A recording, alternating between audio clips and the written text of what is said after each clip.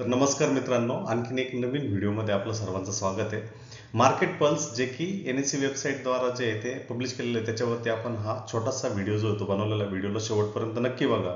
हा व्हिडिओ जो आहे तो SIP फ्लोज, प्रमोटर होल्डिंग व क्लायंट वाईज एक्सपोजर आपल्या इक्विटी मार्केटमध्ये काय आहे, ओव्हरऑल ट्रेंड्स काय आहेत आणि कुठला पॅरामीटर जो आहे तो घटताना दिसतोय, कुणाची मालकी हक्क जे आहे ते आपल्याला भारतीय मार्केटमध्ये वाढताना दिसत आहेत, ओव्हरऑल FIIs आणि DIIs मध्ये कोण विनर आहे ते आपण सर्व काही बघणार आहोत. 2025 मध्ये आतापर्यंत जागतिक व्यापाराच्या जलद टॅरिफ बदलमुळे, तात्पुरत्या युद्धबंदीमुळे, नवीन वाद व अचानक आलेले टॅरिफचे आदेश यामुळे जे अतिशय जागतिक बाजारामध्ये आपल्याला उलथपालथ होताना दिसत आहे. त्याचबरोबर चीनवरील अमेरिकेचे टॅरिफ धोरण हे अतिशय कडक पद्धतीने म्हणजे 5 पटीने अगदी वाढवलेले आहेत आणि त्याबरोबरच भारतात एका आठवड्यात जवळजवळ 25% ते 50% पर्यंत वाढवलेले आहे. अंशतः भारताला रशियन तेल आयातीमुळे भारताचा अमेरिकेबरोबरचा 132 अब्ज डॉलरचा जो व्यापार जो आहे त्याला आता दबावाचा सामना करावा लागत आहे, कारण एकूण निर्यातीच्या सुमारे 10 ते 50% शुल्काचा परिणाम जो आहे तो त्यामुळे होणार आहे आणि त्याचा मायक्रो प्रभाव जो आहे तो कमी आहे. कारण भारताची अमेरिकेला होणारी निर्यात GDPच्या फक्त 2.2% आसपास आहे आणि इतर आशियाई अर्थव्यवस्थेमुळे खर्चाचे फायदे मिळाले आहेत आणि त्यामध्ये 2 क्षेत्र प्रामुख्याने महत्वाचे आहेत आणि ते क्षेत्र कुठले ते म्हणजे कापड आणि रत्नांमध्ये. जागतिक बाजारपेठांनी आसमान असा प्रतिसाद दिला आहे, ज्यामध्ये कोरिया, चीन व भारतात वाढलेल्या इक्विटी बाजाराच्या हस्तक्षेपामुळे जानेवारीपासून 5% वाढ आपल्याला होताना दिसत आहे. परंतु त्याबरोबरच युरोपियन युनियन व अमेरिका ह्यामध्ये पाठीमागे पडताना आपल्याला दिसत आहे. भारत आणि अमेरिकेमध्ये बॉन्ड उत्पन्न जे आहे ते कमी झालेले आहे, परंतु जपानमध्ये आपल्याला ते वाढताना दिसलेलं आहे. चला तर मग आता ह्या SIP फ्लोज, प्रमोटर होल्डिंग आणि क्लायंट वाईज एक्सपोजरचं आपण वन बाय वन हे करूयात. तर जून 2025 मध्ये SIP फ्लो जो आहे तो जवळजवळ आपल्याला 27,269 कोटी रुपयांचा जो आहे तो 27,269 कोटींच्या आसपास आपल्याला होताना दिसला आणि क्वार्टरली जी SIP चा जो ट्रेंड जो होता फायनान्शियल इयर 26 चा ऍव्हरेज मंथली तो 26,863 कोटी रुपयांच्या आसपास होताना दिसतोय.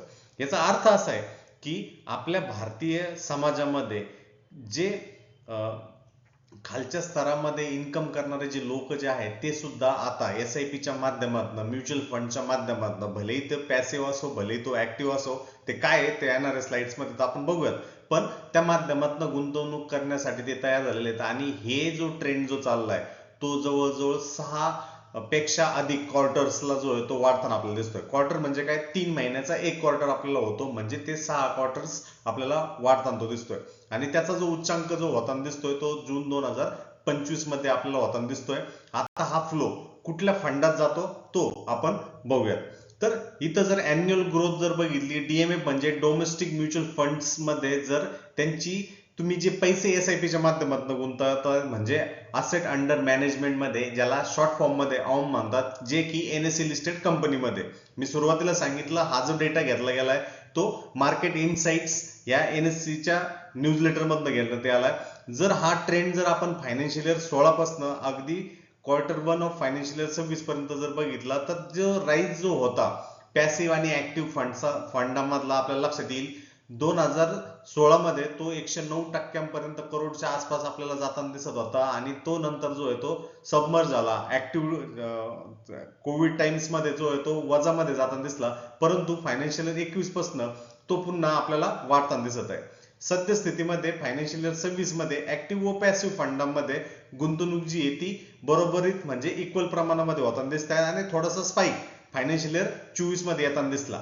सद्यस्थितीला दोन्ही फंड जे आहेत, एक जो आहे तो 22.1% आसपास आहे आणि दुसरा म्हणजेच ऍक्टिव्ह फंड जो आहे तो 21.7% आसपास आहे. आता हे ऍक्टिव्ह फंड काय, पॅसिव्ह फंड्स काय ते व्यवस्थित बघूयात. तर ऍक्टिव्ह आणि पॅसिव्ह फंड्स म्हणजे काय, पॅसिव्ह फंड्स हे जनरली ETFs इंडेक्स फंड्स मध्ये असतात, ज्याच्यामध्ये ऍक्टिव्हिटी जी ती एकदम कमी असते आणि फंड मॅनेजर जो आहे तिथं त्याला काही काम नसतं, फक्त त्याला इंडेक्स रिलेटेड फंड्स मध्ये पैसे गुंतवण्याचं तिथं काम असतं. याच्या उलट ऍक्टिव्ह फंड जे असतात ते फंड मॅनेजर ठरवतो की ती गुंतवणूक कुठं करायची. मग त्यामुळं आपल्याला गेल्या वर्षात गेल्या 10 वर्षामध्ये पॅसिव्ह फंडामध्ये गुंतवणूक जी ती झपाट्याने वाढलेली दिसली, परंतु सद्यस्थितीमध्ये ऍक्टिव्ह फंडामध्ये जे आहेत एक उजवे आपल्याला ते पॅसिव्ह फंडाच्या कम्पॅरेटिव्हली बनताना दिसत आहेत. कारण पॅसिव्ह इक्विटी फंडाचा वाढीचा वेग जो आहे तो वार्षिक सरासरी दराने CAGR पद्धतीने तो 61.5% आसपास आपल्याला दिसतोय. कारण आणि त्याच्या कम्पॅरेटिव्हली ऍक्टिव्ह फंडांचा जर आपण वार्षिक परतावा जर बघितला, सरासरी बघितली, तर ती 25.4% आसपास आपल्याला बनताना दिसत आहे. कमी खर्च असतो पॅसिव्ह फंडामध्ये, त्यामुळे लोकांची गुंतवणूक जी आहे ते इंडेक्स बेस्ड पॅसिव्ह फंडामध्ये होताना दिसते. आणि गेल्या 5 वर्षात पॅसिव्ह फंडांची जी संख्या जी आहे ती DMF इंडस्ट्रीमध्ये ती जवळजवळ 4 पट आपल्याला होताना दिसत आहे. सोप्या भाषेमध्ये सांगायचं जर झालं तर पॅसिव्ह फंड जरी झपाट्याने वाढत असले तरी पण आता ऍक्टिव्ह फंड्स पेक्षा सध्या तरी च्या दृष्टीने असेट अंडर मॅनेजमेंटच्या दृष्टीने अतिशय कमी आहेत. ऍक्टिव्ह फंड जे आहेत ते सातत्याने वाढत आहेत आणि त्यांचा बाजारातील वाटा सुद्धा आपल्याला वाढताना दिसत आहे. रिटेल इन्व्हेस्टर कमी खर्चामुळे पॅसिव्ह फंडाला जरी पसंती देत असला तरी ऍक्टिव्ह फंडांकडे सगळ्यात जास्त पैसा जो आहे तो गुंतवला जातो आणि त्यामुळे त्यांच्याकडे जास्त प्रभावी प्रयत्न आपल्याला दिसत आहे. सद्यस्थितीमध्ये आपण जर NSE लिस्टेड कंपन्यांमध्ये जर मालकी हक्क जर बघितलं, जे की कंपल्सरी असतं की प्रमोटर म्हणजे मालकाकडे, प्रमोटर ग्रुपकडे जे आहे त्याची मालकी हक्क असणं गरजेचं आहे. सद्यस्थितीमध्ये प्रमोटर ग्रुपकडे 50%चा वाटा आपल्याला दिसतोय. त्याचबरोबर फॉरेन पोर्टफोलिओ इन्व्हेस्टरकडे 17.3% वाटा दिसतोय आणि गव्हर्नमेंट एंटिटीजकडे तो 0.1% वरनं वाढून तो आता 10.1% आसपास होताना आपल्याला दिसत आहे. परंतु यातली आश्चर्याची बाब ही आहे की प्रमोटरचं जे होल्डिंग जे आहे ते 0.5 पॉईंट बेसिस वरती क्वार्टर आणि क्वार्टर वरती डाऊन होताना दिसतंय. आणि दुसरा महत्वाचा मुद्दा, प्रमोटरचं जे होल्डिंगचा हा जो निच्चांक जो आहे तो पाठीमागील 13 वर्षातील आपल्याला होताना दिसतोय, सॉरी 23 वर्षातील होताना दिसतोय. निफ्टी 50 विश्वातील प्रमोटरचा हा जो हिस्सा आहे तो 23 वर्षाच्या निच्चांक पातळीवरील घसरला आहे. प्रमोटर निफ्टी 50 कंपन्यांमधील आपल्या मालकी सलग 5व्या तिमाहीत 32 BPS ने घसरली असून आर्थिक वर्ष 26च्या पहिल्या तिमाहीत तो 40.2% या 23 वर्षांच्या निच्चांकी पातळीवरती आपल्याला पोहोचताना दिसलाय. गेल्या 5 तिमाहीमध्ये 2.6% एकत्रित जी घट जी आहे जी एकूण सूचीबद्ध कंपन्यांमधली प्रमोटर होल्डिंग मध्ये झालेल्या घसरणीमध्ये, म्हणजे त्यामुळं जर ते प्रमोटर त्यांची जर मालकी हक्क जर कमी करतात, इक्विटी स्टेक जर कमी करतात, त्यामुळं तो जवळजवळ 1.4% ने आपल्याला घसरताना दिसतोय आणि त्यामुळं त्याचा बाजारामधील भांडवलावरती जवळजवळ 8.1%च्या वाढीपेक्षा आपल्याला कमी होताना दिसत आहे. ही जी घट होती ती प्रमोटर श्रेणीमध्ये व्यापक होत आहेत आणि त्यामुळे आपल्याला जसं मी सुरुवातीला सांगितलं, आता बोललो की ह्यामुळं जे आहे इम्पॅक्ट जो आहे मार्केटवरती आपल्याला होताना दिसतोय जो की 52 आठवड्यापेक्षा कमी होताना दिसतोय.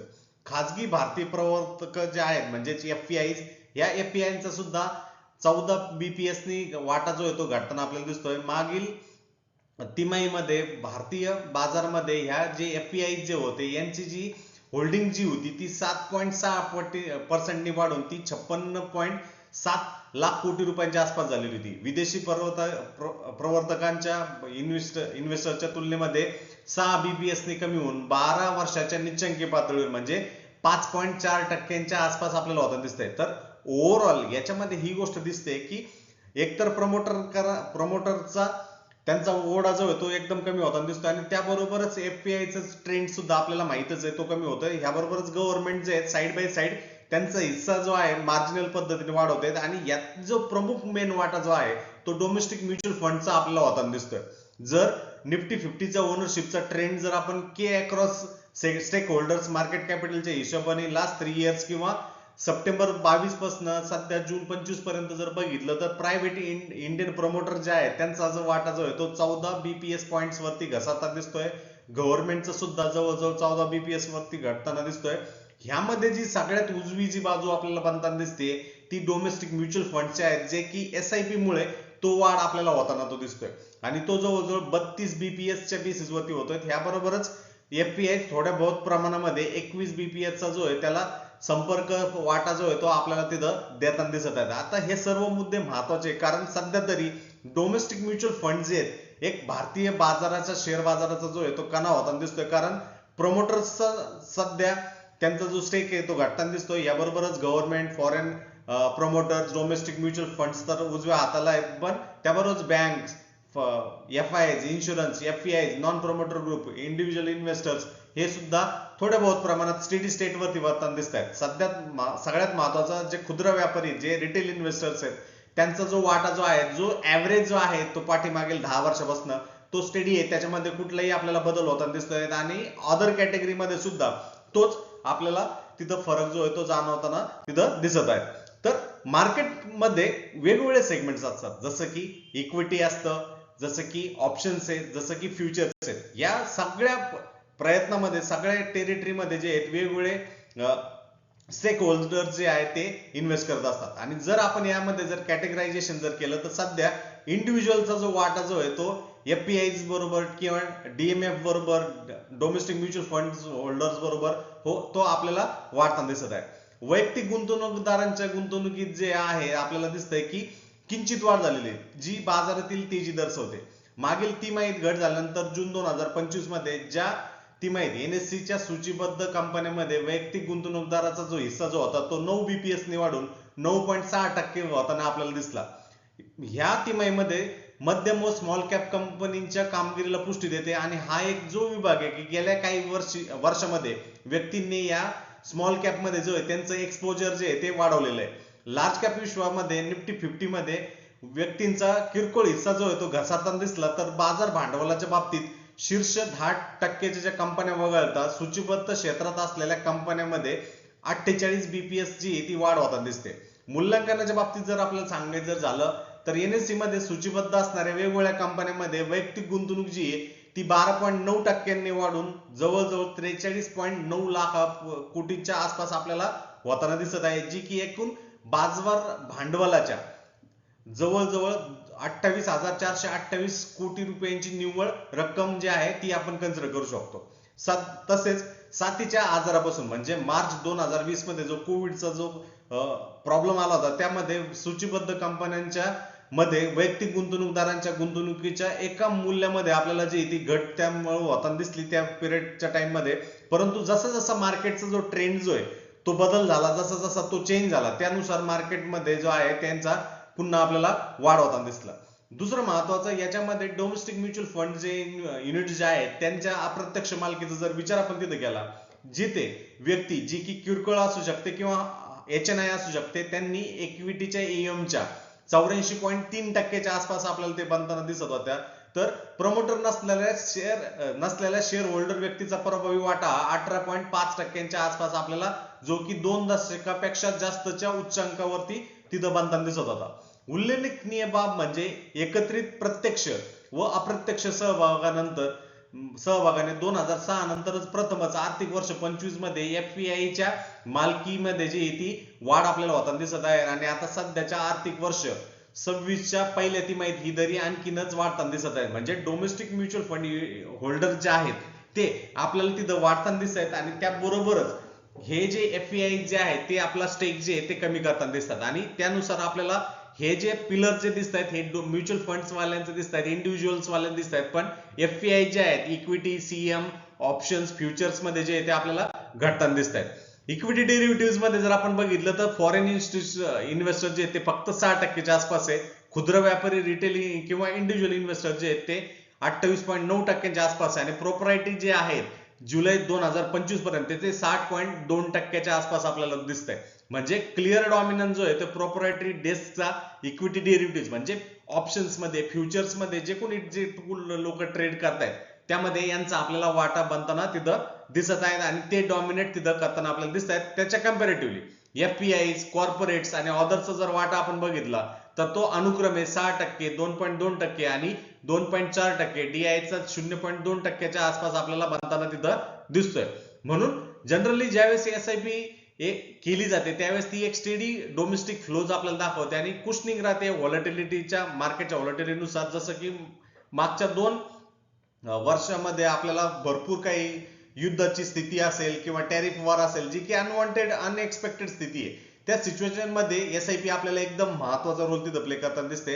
याबरोबरच एक चिंतेची बाब म्हणजे डिक्लाइन होताना दिसते प्रमोटर शेअर्स मध्ये. जे प्रमोटर ज्यांचे प्रवर्तक जे आहेत त्यांचे शेअरचा जो हिस्सा जो आहे ते विकताना ते दिसतात किंवा घटवताना दिसतात, ज्यामुळं फ्री फ्लोट जो आहे, मार्केटचे जे शेअर जे आहेत उपलब्धता ती आपल्याला वाढताना दिसते आणि लिक्विडिटी जी आहे तिची एनहान्स होताना दिसते. याबरोबरच डेरिव्हेटिव्ह मध्ये प्रोप्रायटरी ज्या डेस्क ज्या आहेत त्यांचा बोलबाला दिसतोय आणि त्याबरोबरच इंडिव्हिज्युअल सुद्धा त्यामध्ये हे दिसत आहेत. परंतु त्यामध्ये पण एक महत्वाचा मुद्दा हा आहे, ज्या इंडिव्हिज्युअलला फ्युचर अँड ऑप्शन्स करायचे, ज्याच्याकडे स्ट्रॅटेजी नाहीये, ते हे नाहीये, ते लॉस मेकिंग मध्ये जाणार आणि बाजारचा रेग्युलेटर म्हणजे सेबी तेच दर्शवतं की 91% जे प्लेयर जे आहेत त्यामुळे ते लॉस करताना दिसतात, कारण त्यांची जी लढाई जी चालली आहे ती प्रोप्रायटरी डेस्क बरोबर होताना दिसते. म्हणून एसआयपी जी आहे ती रेग्युलर म्युच्युअल फंड्स मध्ये जे की ऍव्हरेज करते कॉस्टला, प्रमोटर जे आहे ते त्यांचं स्टेक जे आहे ते घटवताना दिसत आहेत. कॅश मार्केटमध्ये ओव्हरऑल डॉमिनन्स जो आहे तो डोमेस्टिक म्युच्युअल फंड युनिटचा आहे. ऑप्शन्स प्रीमियम मध्ये जे आपण जर कन्सिडर केलं तर ऑप्शन जे आहेत ते हेजिंग पर्पज साठी इंट्रोड्यूस केले गेलेले आहेत. त्यामध्ये प्रोप्रायटरी डेस्क किंवा फायनान्शियल इन्स्टिट्यूशन बँक जे त्यांचा एक्सपोजर आपल्याला बनताना दिसतो आणि ह्या सर्व गोष्टी ज्या आहेत त्या महत्वाच्या आहेत. तुम्हाला व्हिडिओ कसा वाटला नक्कीच व्हिडिओच्या कमेंट बॉक्समध्ये कमेंट करा आणि जर तुम्हाला यावरच आणखीन काही प्रश्न विचारायचे असेल तर व्हिडिओच्या कमेंट बॉक्समध्ये तुम्ही नक्की कमेंट करू शकता. याबरोबरच तुम्हाला ट्रेडिंग तथा डीमॅट खाते तथा म्युच्युअल फंड्स मध्ये इन्व्हेस्टमेंट करायचं फ्री ऑफ कॉस्ट मध्ये, त्याची लिंक जी आहे ती व्हिडिओच्या डिस्क्रिप्शन बॉक्समध्ये दिली गेलेली आहे. त्या लिंकद्वारे तुम्ही ट्रेडिंग आणि डीमॅट खातं जे ते खोलू शकता. फक्त व्हिडिओच्या डिस्क्रिप्शन बॉक्समध्ये जावा आणि त्या लिंकवर क्लिक करून जे ते अकाउंट ओपनिंगची प्रोसेस जी तुम्ही तिथं करू शकता. धन्यवाद.